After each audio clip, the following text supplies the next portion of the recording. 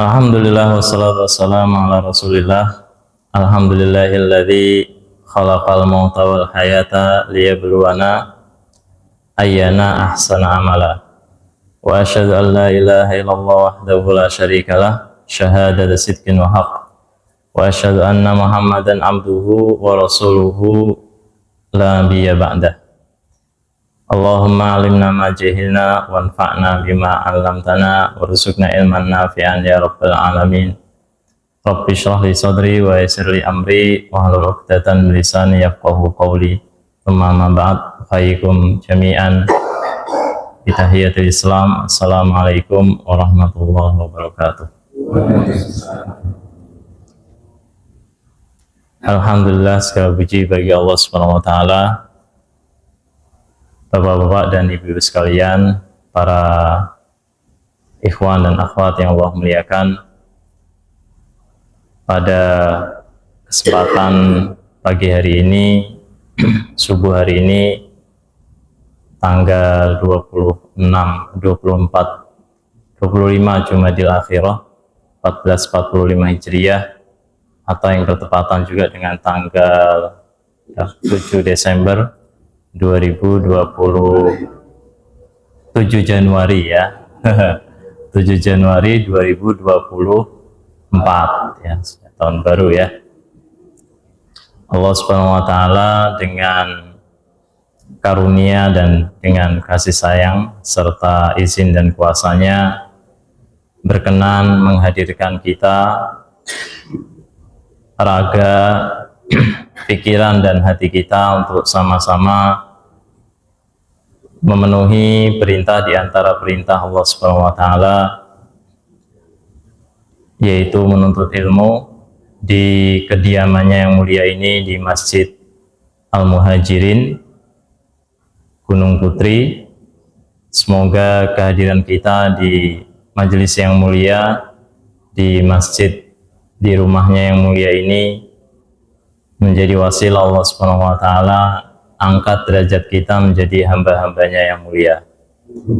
Dan semoga setiap langkah yang kita tapaki dari tempat kita bermula hingga ke majelis ini, setiap langkahnya menggugurkan dosa-dosa kita dan semakin mendekatkan kita kepadanya, serta menghantarkan kita menuju keharibaannya, ke surganya kelak Allah Subhanahu wa taala. Amin ya rabbal alamin.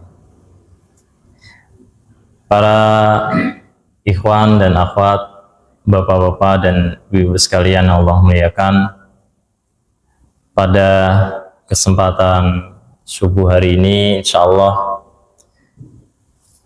kita akan coba, biasanya kan Bulughul Maram ya, tapi ya, Riyadhus Shalihin, biasanya Riyadhus Shalihin. Saya belum dapat informasi sampai mana, saya mohon maaf. Jadi mungkin kita akan mengambil kesempatan subuh hari ini untuk mentadaburi ayat di antara ayat-ayat Allah Subhanahu wa taala, surat yang semua kaum muslimin pasti menghafalnya dan membacanya terutama di waktu-waktu sholat, yaitu surat Al-Fatihah. Jadi insya Allah kita akan coba bersama-sama mentadaburi di waktu yang insya Allah cukup singkat ini, surat Al-Fatihah yang saya ambil. Ini sebenarnya banyak ya kitab-kitab yang membahas tentang samudra Al-Fatihah, karena besarnya kandungan surat ini dan banyaknya fawaid, faidah-faidah yang dikandung di dalam surat ini. Nah, di antara salah satu kitab yang mengkaji tentang surat ini yang cukup ringkas kajiannya, itu kitab Fawaid Al-Fawaid, karya Al-Alamah Al-Imam Ibnu Qayyim Al-Jauziyah rahimahullah ta'ala. Kitab Fawaidul Fawaid ini kitab yang cukup populer ya, dan ringkas sekali, cuma segini nih, tipis ya, versi bahasa Arabnya. Jadi kalau versi bahasa Indonesianya cukup tebal ya, mungkin ada sampai 300 halaman, 300 sampai 400 halaman mungkin versi terjemahannya, dan sudah ada tahqiqnya kalau nggak salah.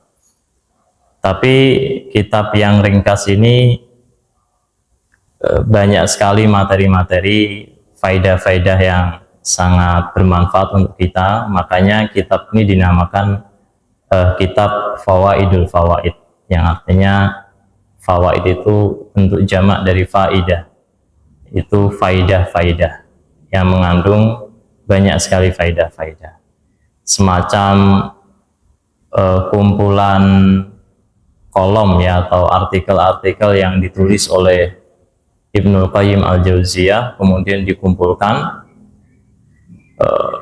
tulisan-tulisan itu ke dalam satu kitab yang kemudian diberi judul Fawaidul Fawaid. Di dalamnya banyak sekali pembahasan-pembahasan seputar akidah, seputar tauhid, juga tazkiyatun nafs terutama. Sedikit juga ada pembahasan seputar usul fikih dan fikih. Nah, di antara yang dikaji di dalam kitab ini, yang insya Allah akan menjadi materi kajian kita pada subuh hari ini, yaitu kandungan surat Al-Fatihah. Tentu sudah hafal semua ya surat Al-Fatihah.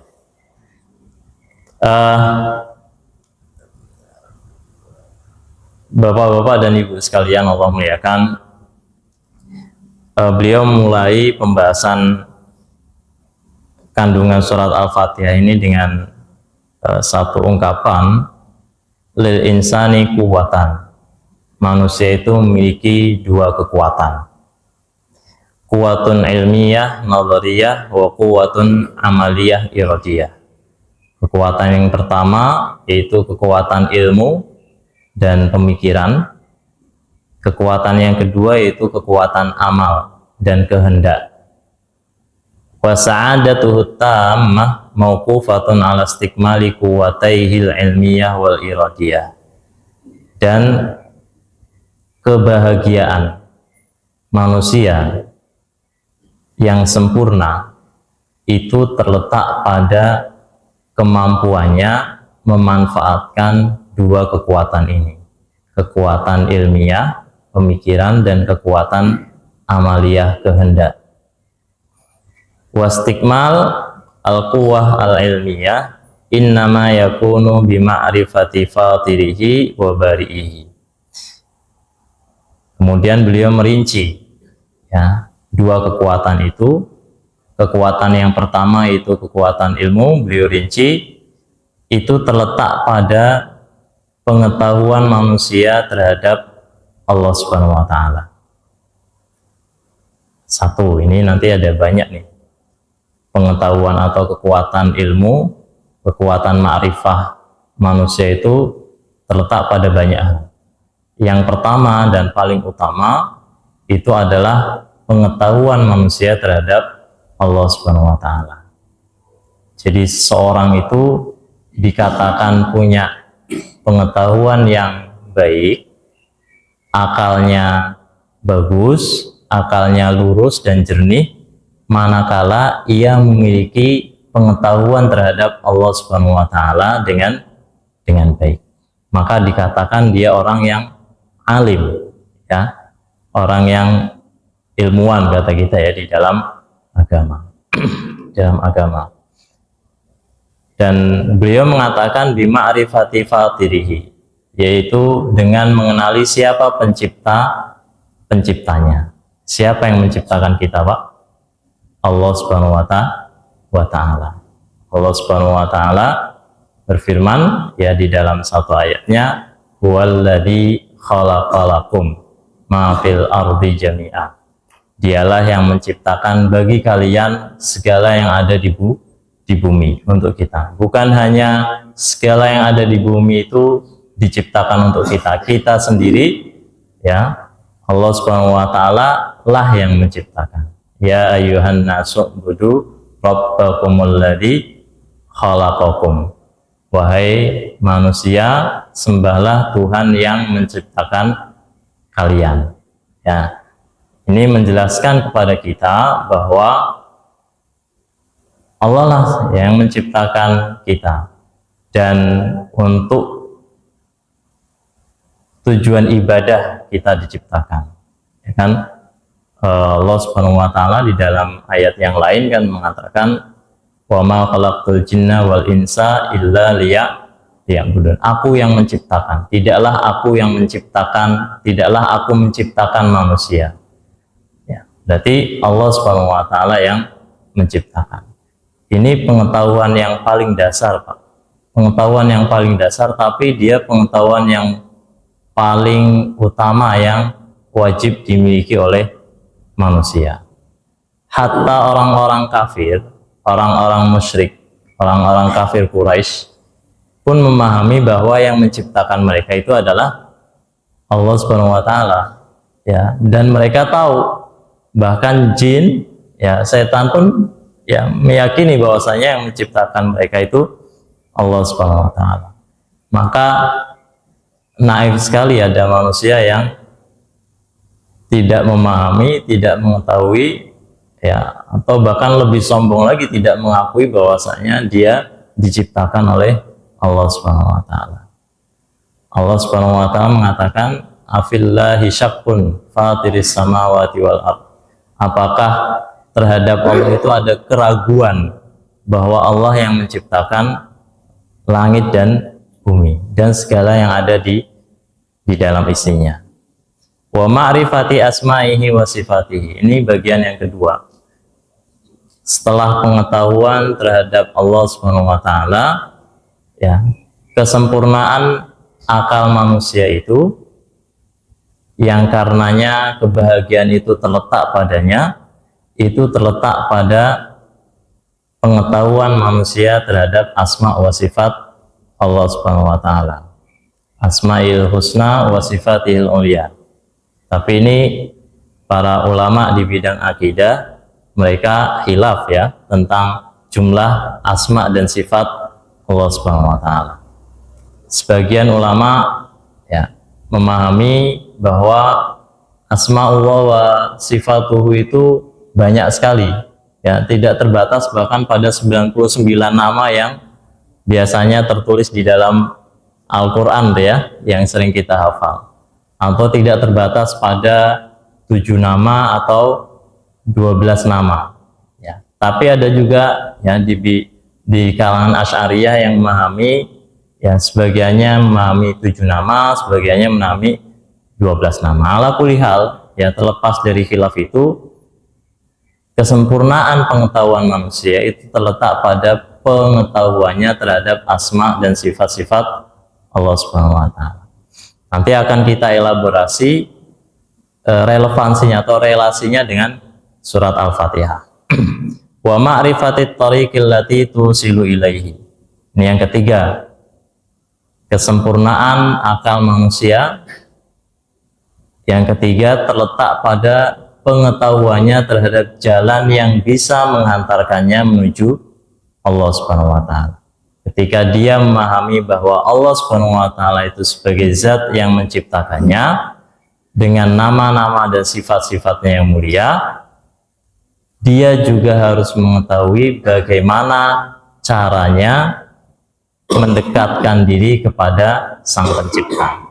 Dia juga harus mengetahui jalan yang menghantarkannya menuju kepada Allah Subhanahu wa taala. Ma'rifatut thariq al-musil ila rabbih.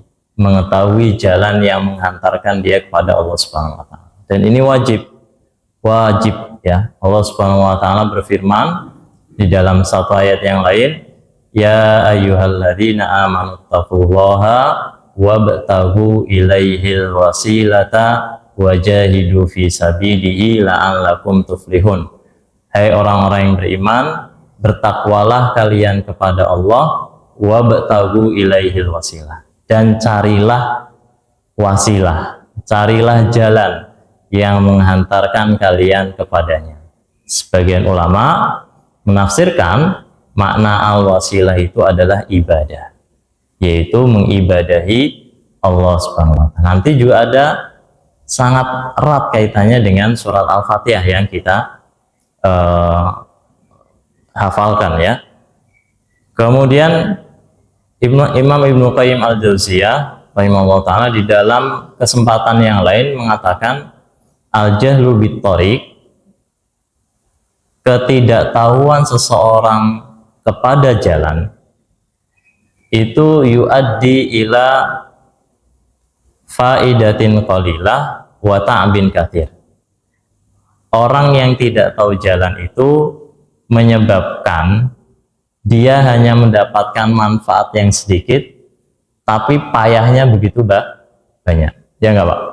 Kalau kita mau ke Jakarta nih ya, kita ke Monas, kita nggak tahu jalannya, kita sekedar berangkat aja, pokoknya arahnya sebelah sana, sebelah utara misalkan ya, utara agak ke barat. Ya. Udah kita jalan aja ke sana. Ya. Naik apa? Naik bis misalkan kita ke sana. Ya. Yang ada banyak waktu terbuang karena kita nggak tahu jalan. Ya, tanya ke sana ke sini. Ya, kadang tersesat. Kemudian yang kita dapatkan faedahnya sedikit. Ya, karena ketidaktahuan. Tidak. Ini beda dengan orang yang tahu Monas, tahu kendaraannya seperti apa, naik turun di mana, ya, waktunya lebih cepat dan manfaatnya lebih banyak, ya kan?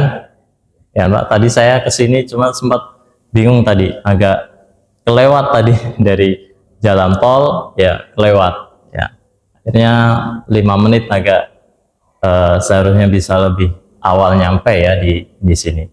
Kemudian pas kesini Google Map masih ngarahin saya ke sana, belok untuk lurus ya, untuk lurus. Mungkin ada pintu masjid sebelah situ ya, mungkin diarahin ke pintu masjid sebelah situ. Tapi saya lihat ini sudah ada masjid nih, mungkin masjid ini. Jadi tepat sekali apa yang dikatakan oleh Ibnu Qayyim Al-Jauziyah, al-jahlu bit-thariq ya yuaddi ila ta'bin katsir.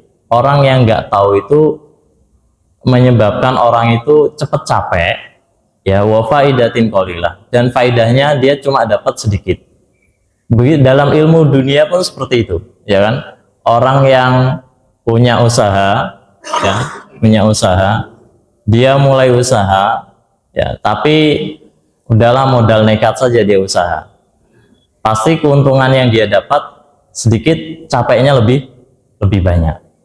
Beda dengan orang yang ya punya pengetahuan di bidang itu, ya di bidang usahanya, ya maka faedahnya lebih banyak, ya dia capeknya lebih dikit. Nah ini penting, makanya mengetahui jalan kita menuju Allah Subhanahu wa taala. Ada orang yang memahami jalan ibadah itu dengan berbagai macam bentuk jenis ibadah, ya kan? Ada yang membuat macam-macam bentuk ibadah itu yang bikin capek Pak ya, puasa mutih ya, itu orang-orang kafir dahulu mereka juga mencari wasilah Pak, mencari wasilah untuk bisa dekat dengan Allah Subhanahu wa taala. Ini orang-orang musyrik nih ya, orang-orang musyrik, tapi capek Pak mereka, wasilah yang mereka buat itu bikin capek ya. Kenapa? Karena bukan seperti itu wasilah yang Allah Subhanahu wa taala tetapkan untuk mendekatkan diri kepadanya. Ada yang kalau sekarang kita lihat orang puasa mutih ya, ada yang mengamalkan saya belum lama ini dengar ada orang yang artis pengen sukses ya di bidang musik. Apa yang diamalkan? Dia baca sholawat nariyah itu sampai 30.000 kali Pak ya, tujuannya untuk sukses di bidang musik. Saya pengen sukses, band saya pengen sukses, saya amalkan mending bandnya band yang liriknya lagu-lagu Islam ya.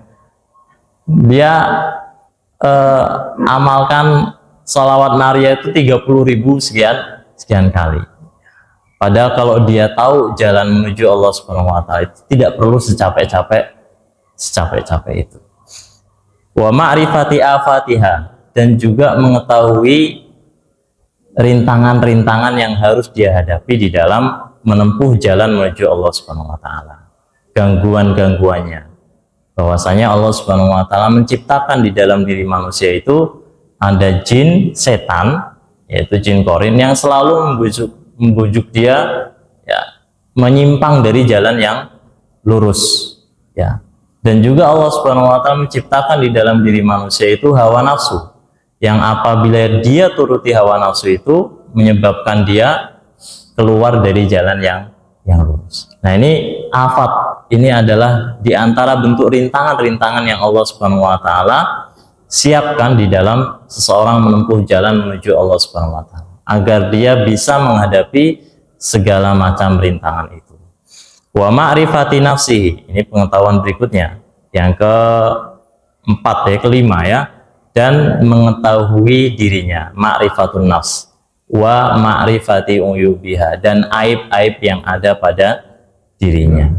Ada satu perkataan menarik, meskipun sebagian ada menisbatkan ini sebagai hadis dinisbatkan pada Rasulullah, tapi para ulama mengatakan ini bukan hadis, tidak layak untuk dinisbatkan pada Rasulullah SAW, tapi maknanya tidak salah. Apa itu? Man arafa nafsahu, barang rahimallahu ra'an arafa nafsahu. Allah Subhanahu wa taala merahmati orang yang mengetahui dirinya. Mengetahui dirinya bahwasanya dia diciptakan oleh Allah Subhanahu wa taala, bahwasanya dia adalah makhluk, tapi bukan sekedar makhluk ciptaan, tapi dia juga abdun. Dia adalah hamba yang tunduk kepada Allah Subhanahu wa taala, ya, baik tunduk sebagai dalam bentuk at-tadallul wal khudu secara umum, tunduk dalam makna kauniyahnya, yaitu semua manusia, baik yang muslim ataupun yang kafir, semuanya adalah abdun. Mereka adalah ibad, baik yang muslim ataupun yang kafir. Kenapa? Karena mereka tidak kuasa untuk ya menentukan diri mereka sendiri. Meskipun Allah Subhanahu wa taala membekali mereka kehendak, tapi kehendak mereka tidak pernah lepas dari kehendak Allah Subhanahu wa taala. Mereka tidak mampu menghidupkan atau mematikan diri mereka sendiri. Mereka tidak mampu menunda atau mendahulukan ajal mereka. La yastakhiruna sa'atan wa la yastaqdimun. Ya, kullu nafsin dha'iqatul maut. Mereka tidak mampu menolak kematian. Ya. Bapak, Ibu sekalian datang ke sini atas kehendak Bapak, tapi kehendak Bapak ini tidak lepas dari kehendak Allah Subhanahu wa taala. Kalau Allah Subhanahu wa taala berkehendak ya di tengah jalan tidak sampai ke masjid ini, ya tidak akan sampai. Bapak tidak punya kuasa untuk menolak ketetapan Allah Subhanahu wa taala tersebut. Dengan itu kita tahu bahwa kita ini abdun, kita ini hamba. Dan uyubiha, dan berbagai aib-aib yang melekat pada diri kita. Ada di sini yang merasa tidak pernah punya aib, Pak. Ada yang merasa tidak pernah punya salah sama sekali, ya. Ada yang merasa tidak pernah melakukan perbuatan dosa, nggak ada di antara kita, ya kan? Bahkan doa para nabi itu innana dzalamna anfusana. Ini doanya Nabi Adam. Sebenarnya kami telah berbuat zalim terhadap diri kami sendiri, dan itu kan doa yang kita baca setelah sholat kan, ya, atau di dalam tahiyat itu, ya, di akhir sebelum salam itu kita membaca ya Rabbana innana dzalamna anfusana wa illam taghfir lana wa tarhamna lanakunanna minal khasirin, ya kan, kita rugi, Pak, ya. Dan itu diantara sifat-sifat manusia yang Allah Subhanahu wa taala sampaikan di dalam Al-Quran. Innahu dzaluman jahula, kata Allah. Sesungguhnya manusia itu amat zalim dan sangat bodoh, ya, amat zalim, ya, banyak berbuat dosa dan sangat bodoh. Orang yang paling pintar, sepintar apapun, ya, bahkan dalam urusan agama, ya, tidak akan pernah pengetahuannya itu melebihi, ya, setetes, ya, air laut, ya kan.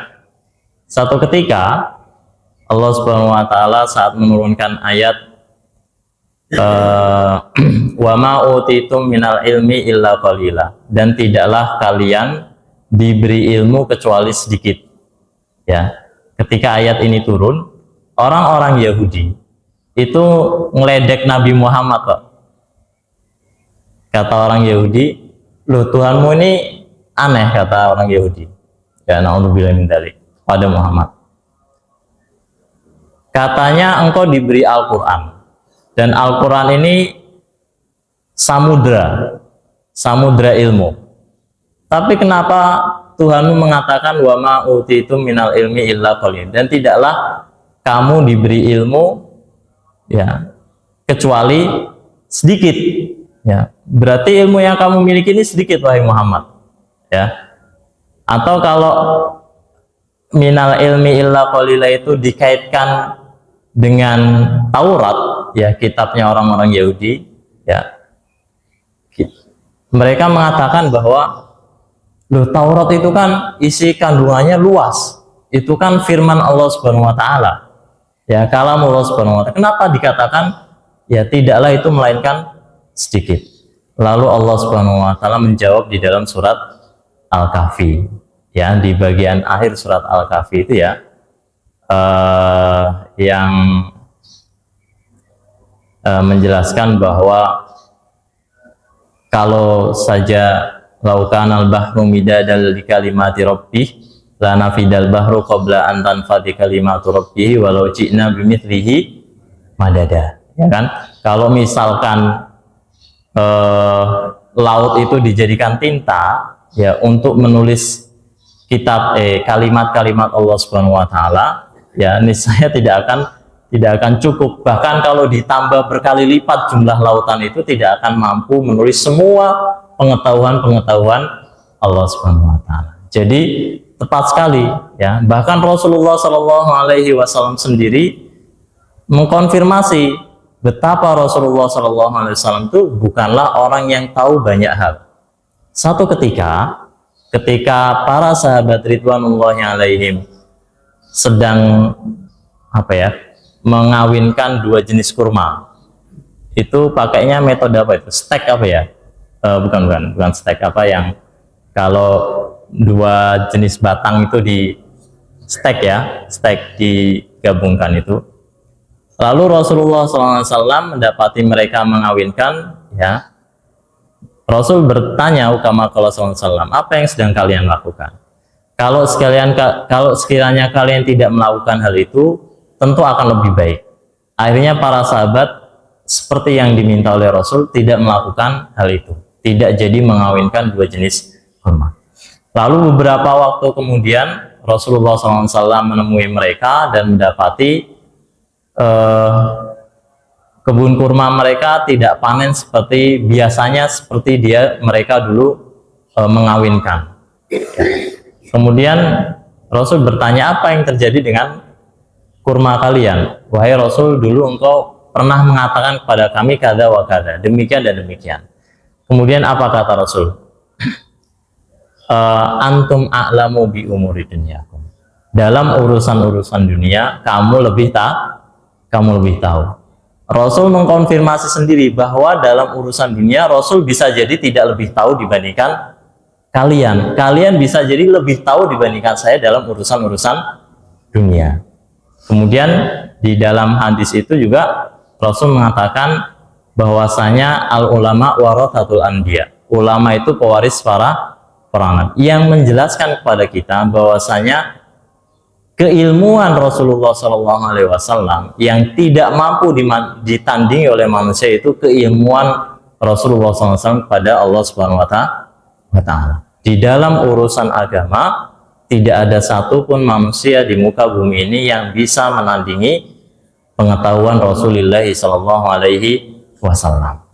Tapi di dalam urusan dunia boleh jadi ya banyak orang lebih tahu dibandingkan Rasulullah SAW. Oleh karenanya dalam beberapa kesempatan banyak para sahabat ridwanullahi alaihim itu yang bertanya kepada Rasulullah SAW, wahai Rasul, apakah ini wahyu dari Allah Subhanahu wa taala atau ini ijtihad dari engkau? Kalau ini wahyu, kami sami'na wa ta'na. Tapi kalau ini ijtihad dari engkau, izinkan kami mengutarakan pandangan yang lain. Seperti dalam peristiwa perang Khandaq. Ketika Rasulullah SAW punya satu ide strategi perang, kemudian datang Salman Al-Farisi berkata kepada Rasulullah SAW, apakah ini wahyu dari Allah Subhanahu wa taala atau ini dari engkau wahai Rasul? Ini dariku. Mohon izin saya mengutarakan strategi lain. Ya, kemudian diusulkan kepada Rasul agar membuat parit perang Khandaq. Bahkan dalam hampir semua peperangan, ya, Rasulullah SAW itu membuka pandangan, ya, musyawarah terhadap para sahabat. Seperti dalam perang Uhud juga, ketika Rasul bermimpi, ya, bahwa ada kambing, ya, ada sapi disembelih, kemudian pedangnya tanggal, ya, kemudian jatuh pedangnya, kemudian mimpi itu ditafsirkan ada keluarganya yang nanti akan syahid, ya, dan sahabat-sahabat utama syahid di dalam perang dan beliau terluka. Ya, kemudian Rasulullah SAW bermusyawarah kepada para sahabat, ini bagaimana ada informasi bahwasanya Abu Sufyan dan bala tentaranya akan melakukan balas dendam karena kekalahan dalam perang Badar. Ya, kemudian ingin melakukan balas dendam. Akhirnya Rasulullah SAW, ya, punya pandangan bagaimana kalau kita sambut mereka di Madinah, ya, kemudian biarkan anak-anak dan perempuan kita berada di atas rumah dan melempari nanti ketika orang-orang Abu Sufyan dan pasukannya itu masuk ke dalam kota Madinah. Ini pandangan Rasul menyambut pasukan musuh di perbatasan kota Madinah. Tapi anak-anak muda yang waktu perang Badar tidak diizinkan oleh Rasulullah SAW karena tidak semua sahabat itu diwajibkan untuk mengikuti perang Badar. Anak-anak muda yang tidak ikut perang Badar karena tidak diizinkan Rasul, mereka antusias sekali, mereka bersemangat sekali untuk melawan Abu Sufyan. Enggak Rasul, ya, ini mereka mohon izin pada Rasul, bagaimana kalau kita sambut mereka di Uhud, ya, di bukit Uhud. Ini pandangan anak-anak. Jadi kemudian Rasulullah SAW mengadopsi pandangan tersebut dan Rasul tidak melakukan seperti apa yang menjadi pendapatnya. Ini menunjukkan bahwa Rasulullah SAW, ya, bisa saja di dalam 1-2 perkara itu tidak lebih tahu dibandingkan sahabat dan dibandingkan yang lain, terutama, ya, di dalam urusan-urusan dunia. Allah Subhanahu wa taala juga mensifati manusia itu selalu mengeluh, Pak, ya kan, selalu mengeluh dengan masalah-masalah yang kita hadapi. Ya, pernah kita nggak ngeluh, Pak? Ya, bedanya kan kita ngeluh kepada siapa, ya kan? Kita ngeluh pada manusia atau kita ngeluh pada Allah Subhanahu wa taala. Yang jelas semua manusia itu mengeluh, ya. Rizkinya kurang mengeluh, ya kan? Ya Allah, saya punya hutang pinjol berlipat-lipat, ini bagaimana saya bisa lepas dari hutang pinjol? Saya pernah ngisi, Pak, di satu seminar anti riba, itu ada salah satu hadirin yang datang, itu dia bilang dia punya 40 kartu kredit, utangnya udah hampir miliar, ya, hampir miliar, ratusan juta, ya, udah pusing sekali dia, ya. Di situ dia mengeluh. Semua manusia mengeluh. Innal insana khuliqa halu'a. Sesungguhnya manusia itu diciptakan untuk selalu mengeluh. Ya, memang kita mengeluh. Bedanya kita mengeluh di hadapan Allah Subhanahu wa taala. Ya, bukan mengeluh di hadapan manusia. Kenapa? Karena ketergantungan kita yang berat terhadap Allah Subhanahu wa taala. Fa bihadhil ma'arifil khamsati yahsulu kamal kuwatihil ilmiyah wa a'lamun nasi a'rafuhum biha wa afqahuhum fiha. Dan dengan 5 pengetahuan ini, pengetahuan terhadap Allah Subhanahu wa taala ya dan sifat-sifatnya, kemudian jalan yang menghantarkan dia menuju Allah Subhanahu wa taala, dan aib-aib atau rintangan-rintangan itu, pengetahuan terhadap dirinya dan pengetahuan terhadap aib-aib yang ada pada dirinya. Dengan 5 pengetahuan ini sempurnalah akal manusia. Dengan 5 pengetahuan ini sempurnalah kekuatan ilmiahnya manusia. Jadi kesempurnaan akal kita itu ketika kita punya 5 bekal pengetahuan ini. Kita tahu tentang Allah Subhanahu wa taala, tahu tentang jalan yang menghantarkan kita kepada Allah Subhanahu wa taala, berikut rintangan-rintangannya. Kita tahu ma'rifatun nafs, diri kita sendiri, hamba, dan aib-aib, segala aib yang melekat pada diri kita. Dengan pengetahuan ini sempurnalah akal kita. Artinya sebaliknya, ya, orang yang tidak punya pemahaman tentang ini, ya tidak dikatakan sebagai orang yang akalnya sempurna. Dan kata Ibnu Qayyim al-Jauziyah, a'rafuhum biha wa afqahuhum fiha, a'lamun nas. Orang yang paling alim yaitu orang yang paling sempurna 5 pengetahuan ini. Ya. Kemudian ini pengetahuan yang pertama, kekuatan yang pertama. Kekuatan yang kedua, istiqmalul kuwatil amaliyah al-iradiyah la yasulu illa bimuraati huquqi subhanahu ala abdi. Dan kesempurnaan amal, ini kekuatan yang kedua ya. Kekuatan yang pertama tadi apa, Pak?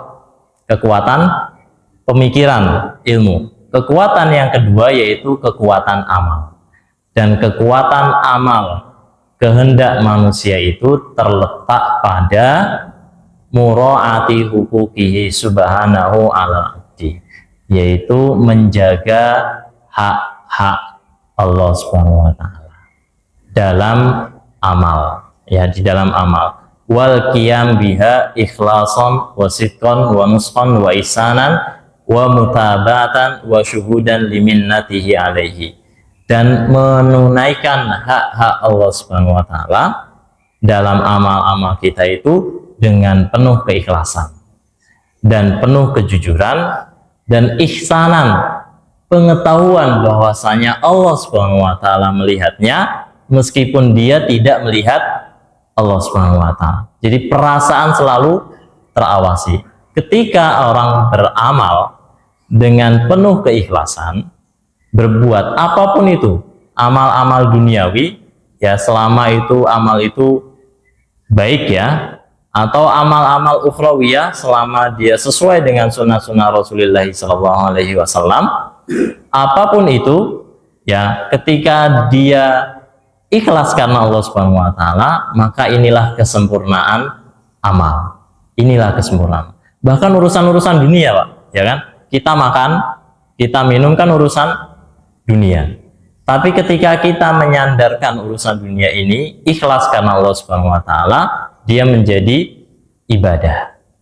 Yang Al-Imam Az-Zanurji di dalam kitab Ta'limut Ta'lim mengatakan, kam min amalin yunsabu ilaihi umurun dunyawiyah au kama qala, betapa banyak amal yang dilihat dia seperti amalan-amalan duniawi, ya, tapi menjadi ukhrawi bi husnin niyah, karena niat yang baik dia menjadi amal ukhrawi. Makan, minum, ya, nyari duit, Pak. Orang tukang gojek keluar dari rumah naik motor, ya, nyari uang, ya. Kalau dia nisbatkan amal itu ikhlas karena Allah Subhanahu wa taala, dalam rangka beribadah kepada Allah Subhanahu wa taala, menjemput rezeki, kan mencari rezeki kan perintah Allah Subhanahu wa taala, ya. Berarti dia memenuhi bagian di antara perintah Allah Subhanahu wa taala, dan itu bentuk tawakal, ya, bentuk tawakal seorang hamba kepada Allah Subhanahu wa taala. Rasulullah SAW bahkan mengibaratkan seperti burung yang keluar dari sangkarnya, yang dia keluar saja kemana dia mencari makan. Ini kan seperti Gojek kan seperti itu. Ya udah, dia keluar aja, nyalakan aplikasinya, ya, tukang ojek nyalakan aplikasinya. Di situ Allah Subhanahu wa taala siapkan rizkinya, dan dia memenuhi itu atas dasar dia penuhi perintah Allah Subhanahu wa taala, maka bernilai ibadah. Ini kekuatan amal. Berarti dia kerjanya kuat ya. Baru dikatakan kerjanya kuat. Meskipun rezekinya mungkin saat itu hari itu tidak lebih banyak dibandingkan orang yang kerjanya lebih keras misalkan, tapi di sisi Allah Subhanahu wa taala itulah kekuatan amal dia. Wa ihsanan ya, dan perasaan selalu merasa terawasi oleh Allah Subhanahu wa taala bahwasanya tidak ada perbuatan amal yang dia lakukan kecuali di bawah pengawasan Allah Subhanahu wa taala. Ini makna ihsan yang sering kita latih dengan puasa. Wa mutaba'atan. Nah, ini terutama di dalam perkara-perkara akhirat, yaitu ibadah harus sesuai dengan sunnah-sunnah Rasulullah Sallallahu Alaihi Wasallam. Kalau ibadah kita, Pak, sesuai dengan ittiba, sesuai dengan sunnah-sunnah Rasulullah, maka inilah kesempurnaan amal. Bahkan di dalam urusan dunia, kita tahu bahwa Islam tidak meninggalkan satu urusan pun ya bagi manusia kecuali Islam ada di dalamnya. Ya, dalam urusan muamalah, makan minum pun ya Islam mengaturnya, ya kan? Ini kan urusan dunia, tapi Islam punya aturan, punya adab. Ya, kita diajarkan untuk sebelum makan baca doa, ya, makan tidak dengan berdiri. Itu kita lakukan, itu kesempurnaan amal.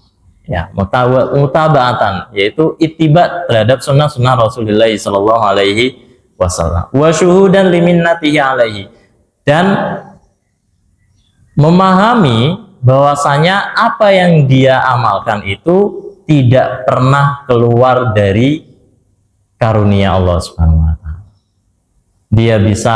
Dia sehat, dengan kesehatan yang Allah berikan itu dia bisa beramal. Itu kan berarti bagian dari minnah, nikmat yang Allah Subhanahu wa taala berikan kepada manusia. Mau kafir, mau muslim, ya Allah Subhanahu wa taala beri mereka nikmat, ya minnah, ya, karunia. Kemudian wa taksiri wa fi adai haqqihi. Kesempurnaan amal manusia itu juga terletak pada pengakuan bahwasanya dia tidak pernah sempurna di dalam beramal, tidak pernah melakukan amalnya itu selalu persis seperti apa yang dikehendaki oleh Allah Subhanahu wa taala. Ya enggak, Pak? Ada enggak yang kita mengikrarkan diri sholat kita ini sempurna? Enggak ada, Pak. Bahkan Ali bin Abi Thalib radhiyallahu an, ya, di dalam satu hadis pernah mengatakan betapa sulitnya saya khusyuk di dalam sholat. Ini selevel sahabat mengadu kepada Rasul, sulit sekali saya khusyuk di dalam sholat. Gimana kita, Pak? Kenapa? Karena hampir saja dia menutup dengan tahiyat terakhir, ya, dia ingat urusan dunia, ya, urusan dunia. Ya, apalagi kita, ya, kalau selevel sahabat saja merasa tidak sempurna di dalam amal-amalnya, ya apalagi kita tidak akan pernah ya, layak untuk mengakui amal-amal kita sempurna.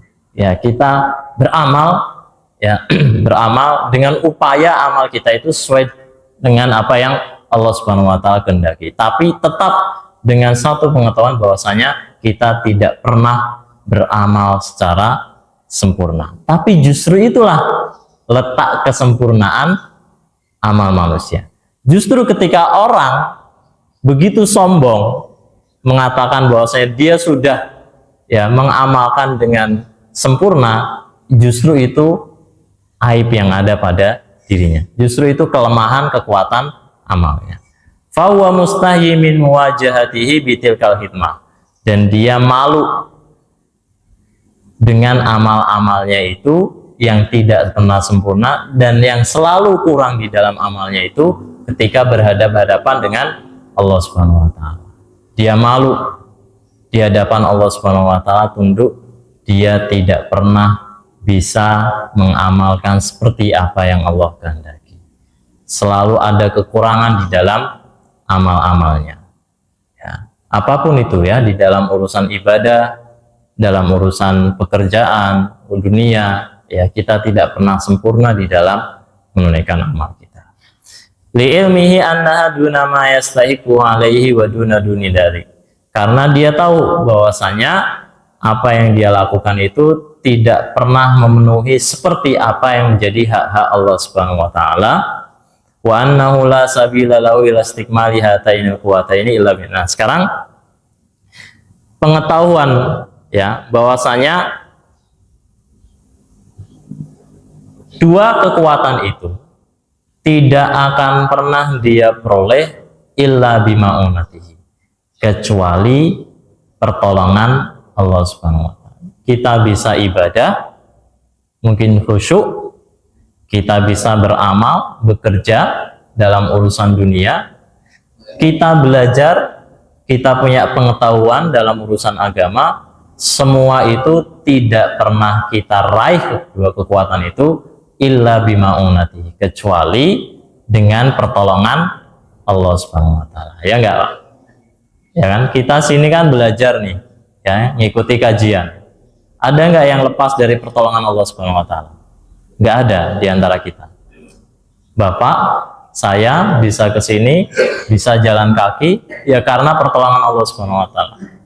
Sampai ke sini selamat dari gangguan, ya, karena pertolongan Allah Subhanahu wa taala. Fa huwa muttarun ila an yahdiyahu ila shiratal mustaqim. Oleh karenanya ketika seseorang memahami bahwasanya dia bisa menyempurnakan dua kekuatan itu karena pertolongan Allah Subhanahu wa taala, dia membutuhkan agar Allah Subhanahu wa taala senantiasa menunjukkan dia ke jalan yang lurus. Dia selalu butuh akan hidayah Allah Subhanahu wa taala ke jalan yang lurus. Alladzi hada ilaihi auliya'ahu wa khassatahu. Yang jalan yang Allah Subhanahu wa taala berikan petunjuk pada auliyanya dan makhluk-makhluk atau manusia-manusia spesial. Wa an yujannibaul khuruja an dzalika sirat. Dan dia berharap agar Allah Subhanahu wa taala jauhkan pada segala hal yang bisa menyebabkan dia keluar dari jalan yang lurus. Ya, tidak ada yang bisa menyelamatkan kita dari untuk tetap menempuh jalan yang lurus, tidak keluar melenceng selain Allah Subhanahu wa taala. Imma bi fasadi fi quwwati al-ilmiyah fayaqau fid dhalal. Baik keluar dari jalan yang lurus itu disebabkan karena rusaknya pemikiran yang menyebabkan seseorang tersesat. Ya, nanti kita bahas di dalam surat Al-Fatihah secara ringkas. Wa imma bifasadi fi quwwati bifasadin fi quwwatil amaliyah fayujibu lahul ghadab. Atau keluar dari jalan yang lurus itu disebabkan karena rusaknya amal, yang menyebabkan kalau rusak ilmu menyebabkan orang tersesat, kalau rusak amal menyebabkan orang dimurkai oleh Allah Subhanahu wa taala. Lalu apa kata Ibnu Qayyim? Fa kamalul insani wa sa'adatuhu la tatimmu illa bimajmu'i hadhil umur. Maka kesempurnaan manusia dan kebahagiaannya tidak pernah sempurna kecuali dengan mengumpulkan perkara-perkara ini. Dua, kekuatan ilmiah, tadi ada 5, dan kekuatan amal. Ya, faqat tadammanatha suratul Fatihah wan tadamatha akmalan tidam. Dan inilah yang menjadi kandungan surat Al-Fatihah. Kok bisa, Pak? Ini rahasianya. Allah Subhanahu wa taala berfirman, Alhamdulillahirabbil alamin, Ar-Rahmanir Rahim, Maliki Yaumiddin. Ini mengandung pokok pokok ma'rifah, yaitu ma'rifatur Rabb. Alhamdulillahi Rabbil Alamin, itu pengetahuan lillah itu ma'rifah uluhiyah, tauhid uluhiyah, bahwasanya Allah Subhanahu wa taala satu-satunya zat yang wajib kita sembah. Rabbul Alamin itu menjelaskan kepada kita tauhid rububiyah, bahwasanya Allah Subhanahu wa taala yang mengatur segala urusan manusia, menghidupkan dan mematikan. Oleh karenanya dialah yang layak disembah, bukan yang lain. Kenapa engkau menyembah zat yang tidak menghidupkan dan mematikanmu? Kenapa engkau menyembah zat yang tidak menciptakanmu? Kenapa engkau menyembah zat yang tidak memberikan rizki kepadamu, mengatur urusanmu. Semua itu, ya, itu adalah asma samaitumuha antum, illa asma samaitumuha antum. Hanyalah nama-nama Tuhan yang kalian beri nama sebagai Tuhan yang tidak layak untuk dinisbatkan sebagai Tuhan. Karena apa? Karena tidak punya karakteristik ketuhanan, ya kan? Nggak menciptakan, nggak menghidupkan, mematikan, nggak mendatangkan rezeki, nggak mengatur urusan. Kenapa kita menyembah terhadap hal itu? Kenapa kita bergantung terhadap yang tidak ngatur urusan kita? Ya, ini tauhid yang sangat dalam sekali, yang terkandung pada satu ayat saja. Alhamdulillahirabbil alamin.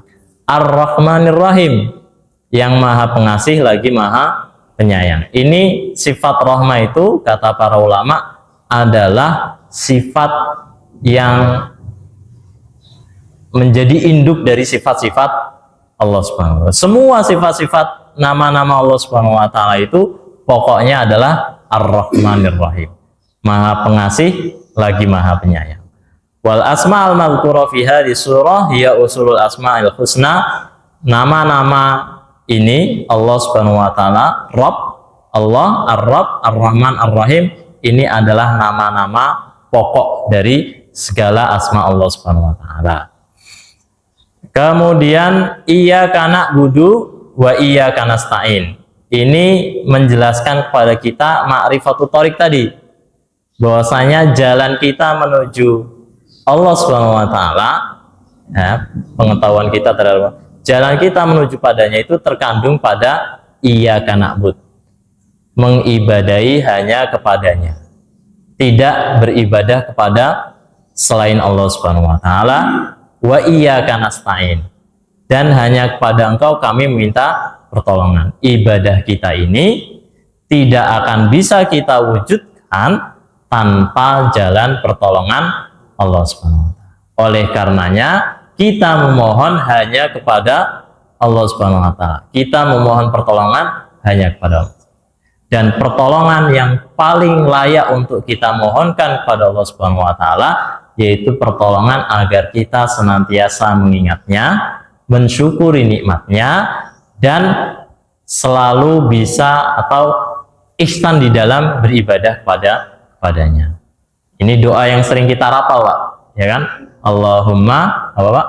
A'inna ala dzikrika wa syukrika wa husni ibadati. Ya, wa husni ibadati. Ini tauhid, Pak, menjelaskan pada kita ibadah kita ini tidak akan bisa terwujud karena selain karena pertolongan Allah Subhanahu wa Ta'ala. Iyyaka na'budu wa iyyaka nasta'in. Ini mantap sekali ya kalau kita baca Al-Fatihah setiap kita sholat dengan pengetahuan yang mendalam seperti ini, ya.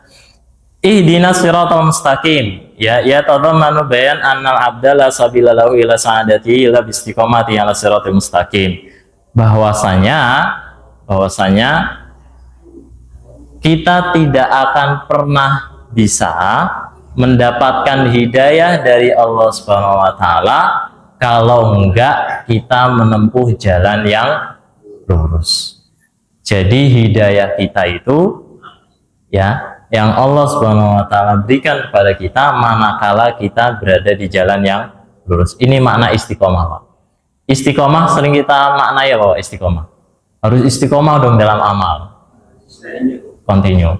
Itu satu makna, Pak. Istiqomah itu dua maknanya. Selain continue terus-menerus, dia di jalan yang lurus.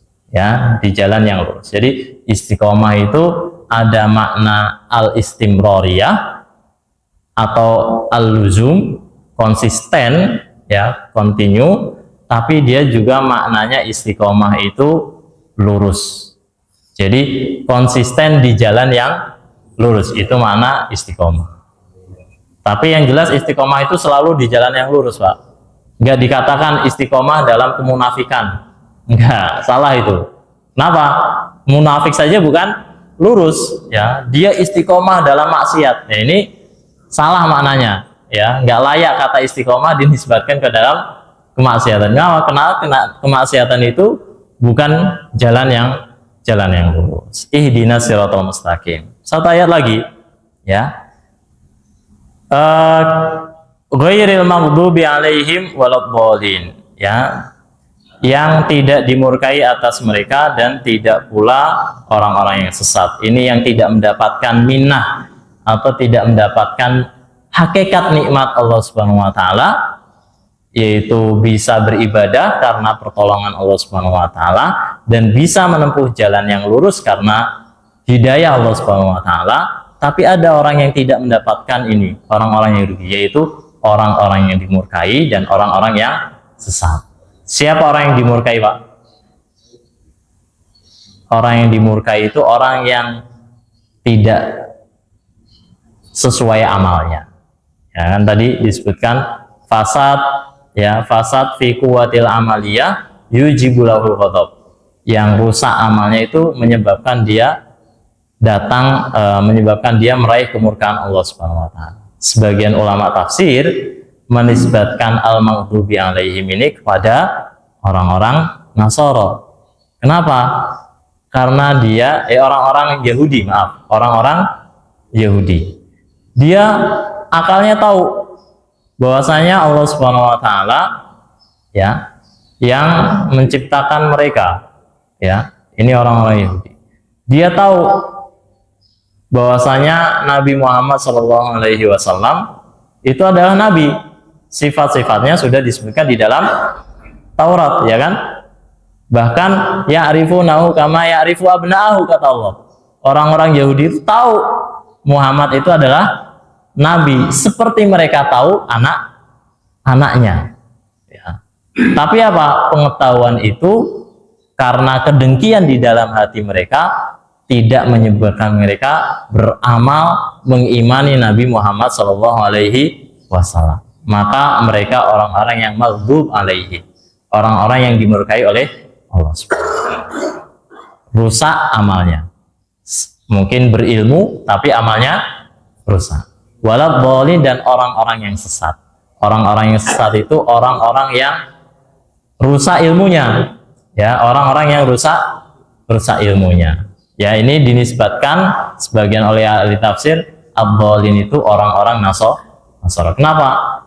Karena keliru di dalam memahami hakikat Nabi Isa alaihi salam yang dengan izin Allah bisa menyembuhkan orang sakit, bahkan menghidupkan orang mati. Tapi karena kebodohan, ketidaktahuan mereka, ya, terhadap hakikat Nabi Isa alaihi salam ini, mereka kemudian menuhankan Nabi Isa. Bahkan naudzubillahi min dzalik, mereka mengatakan bahwasanya Isa itu anak Tuhan, ya, anak Tuhan. Hampir-hampir, ya, langit itu bergoncang, ya, kata Nabi SAW, disebabkan karena perkataan Isa anak Tuhan, ya, Isa anak Tuhan. Jadi rusak ilmunya, Pak. Salah dia memahami hakikat Nabi Isa. Dan semua orang yang salah di dalam memahami hakikat Allah Subhanahu wa taala, maka rusak ilmunya, dia pasti akan tersesat dari jalan yang lurus. Inilah hakikat dari surat Al-Fatihah. Sedikit saja, setetes dari samudra Al-Fatihah yang bisa kita elaborasi pada kesempatan subuh hari ini. Hadanallahu yakum wa lafu minkum wallahu a'lam bishawab. Assalamualaikum warahmatullahi wabarakatuh.